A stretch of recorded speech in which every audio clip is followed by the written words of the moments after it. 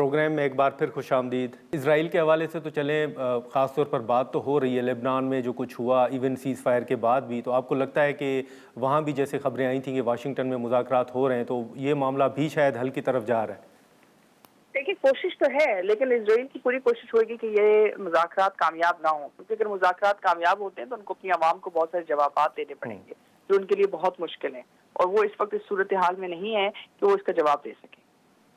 अच्छा, तो उनको इंगेज करना फिर आप समझते हैं कि अमेरिका का ही काम होगा, प्रेसिडेंट ट्रंप साहब ही ये बात करेंगे? देखिए, ज़ाहिर है ये फैसला भी उन्होंने करना है और ये बातचीत भी वो करेंगे। उसके अलावा ये मुमकिन ही नहीं है कि आप इजराइल पे किसी तरह असरअंदाज हो सकें, क्योंकि अगर आप उनके साथ असरअंदाज होंगे तो आपको उनके साथ मुज़ाकरात करने पड़ेंगे और बराह रास्त मुज़ाकरात करने पड़ेंगे, और इस वक्त कोई भी इजराइल के साथ बराह रास्त मुज़ाकरात करने के लिए तैयार नहीं है। लेकिन इस सारे सिनेरियो में ये बताइएगा कि इंडिया कहाँ खड़ा है? जो इस्लामाबाद के अंदर मुज़ाकरात हुए उसके खिलाफ भी बड़ा एक प्रोपेगेंडा किया गया। देखिए, इंडिया तो उनकी सिक्योरिटी कॉरिडोर का हिस्सा है। इंडिया तो किसी सूरत भी किसी और जगह पे नहीं खड़ा, और हमें ये बात समझने की जरूरत है कि इंडिया, इजराइल और यूएई एक दूसरे के सिक्योरिटी पार्टनर्स हैं, और सिक्योरिटी पार्टनर्स होने के साथ साथ उनका अमेरिका के अंदर भी जो लॉबी मौजूद है वो उनके साथ है, एक खास लॉबी। तो उनसे कोई दूसरी हमें नुक्ता नज़र या कोई दूसरी एक्सपेक्टेशन नहीं होनी चाहिए। अच्छा मरियम साहबा, एक वाशिंगटन टाइम्स की जो रिपोर्ट है वो अगर मैं आपके सामने पढ़ लूँ, जो कि अफ़गानिस्तान के हवाले से, जो उन्होंने ऑपरेशन ग़ज़बुल हक़ के हवाले से एक तज़्ज़िया या रिपोर्ट जो उनकी सामने आई है, उसमें ये कहा गया है कि ऑपरेशन जो अफ़गानिस्तान के हवाले से था उसमें पाकिस्तान अफ़गानिस्तान में फ़ितनल ख़वारिज और उनके सहूलतकारों को इंतहाई दुरुस्तगी से निशाना बना रहा है। और साथ में ये भी कहा गया, जो हाल ही में तनकीद भी हुई थी, उसका भी उन्होंने ये तज़्ज़िया किया है कि ऑपरेशन टेक्निकल कामयाबियों के साथ साथ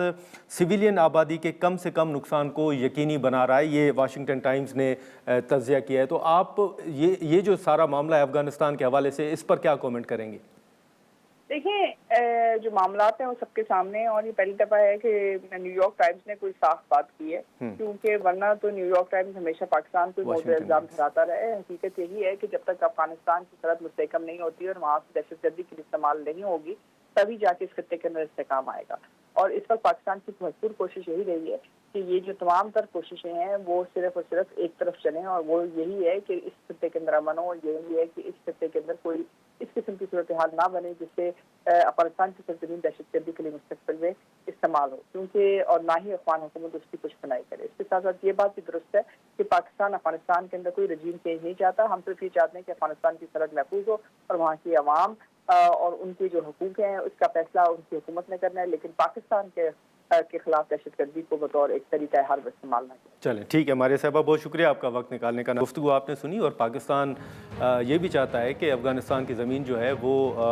पाकिस्तान के ख़िलाफ़ अफ़गानिस्तान की ज़मीन इस्तेमाल होती रही है, उसके शवाहिद भी अफ़गानिस्तान के सामने रखे जा चुके हैं, और इसको यकीनी बनाया जाए कि अफ़गानिस्तान की ज़मीन जो है वो पाकिस्तान के ख़िलाफ़ इस्तेमाल ना हो। जो वाशिंगटन टाइम्स का क्या तज़्ज़िया है उसमें बीच में जो ऑपरेशन हुआ जिसमें टारगेट्स थे उनको निशाना बनाया गया, उसमें एक तनकीद आई कि शायद सिविलियंस को निशाना बनाया गया, तो उसको भी अब आलमी सतह पर भी अगर हम देखें तो ये कहा जा रहा है कि जो ऑपरेशन हुआ उसमें जो टेक्निकल कामयाबियाँ हैं उसी के साथ साथ जो सिविलियन आबादी है